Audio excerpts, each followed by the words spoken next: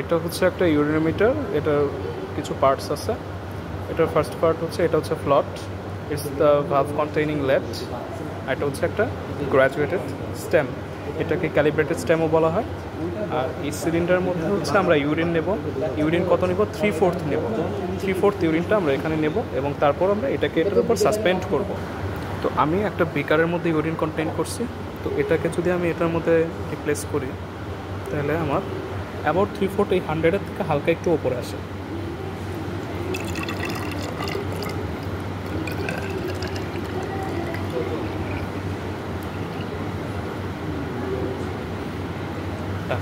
আমি তাহলে 3/4 নিলাম। এখন হচ্ছে আমি ইউরিনোমিটারকে এর উপর সাসপেন্ড করব।